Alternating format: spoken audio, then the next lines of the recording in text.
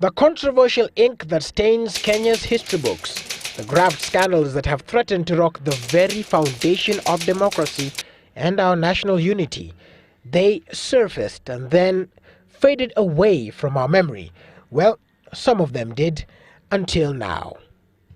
Yagnesh Divani, petroleum mogul, wanted since 2009. He flew off to the United Kingdom, and unknown to him, just a few miles away, yet another controversy in the island of Jersey, one that would have his name come up again. But as far as the Divine case is concerned, the court in the United Kingdom has agreed and a warrant of arrest has been issued.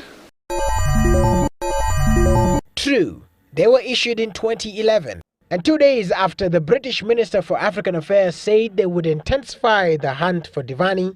He's being detained in London in police custody. The warrant of arrest for Divani coming at almost the same time when the United Kingdom wants former Energy Minister Chris Okemo and former KPLC boss Samuel Gishuru. Could it then be that there is a possibility of an exchange in the extradition process? A deal, or call it a trade-off? That's a real misconception, and that is actually fundamentally wrong. And why is this, sir? You have to recognise that these are legal and judicial processes. The fact of the matter is that under the law, there cannot be such a trade-off. Both in Kenya and in the UK, there are legal procedures that have to be followed before an extradition is carried out. True, Kenya is governed by its own extradition laws. None of them talks of such an exchange. Will there ever be an exchange? We will never know. Remember this. Atakapokuwa mjumbe huko Lomani, kazi yake ya kwanza ni kuhakikisha kwamba kazi ianze hapo ya kuboresha hospitali, ama sivyo? Serikali haileti dawa kwa mahospitali kwa sababu ya watu kupiga ama kutopiga kura. Now you know.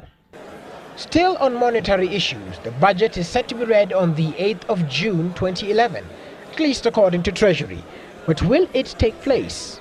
On account of the Ministry's earlier representations that the budget shall be read on the 8th of June 2011, it follows that these estimates ought to have reached Parliament latest by the 8th of April 2011.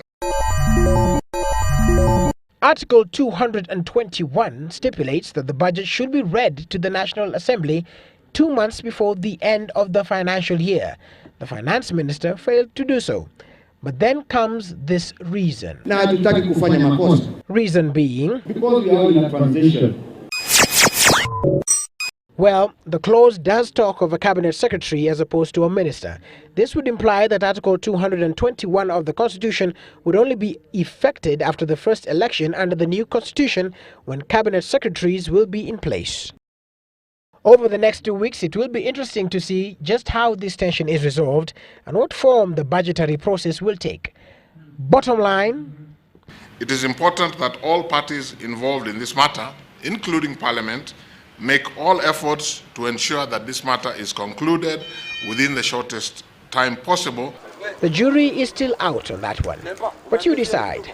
Are we strongly on course in implementing the Constitution? Will as many as are of this opinion say aye?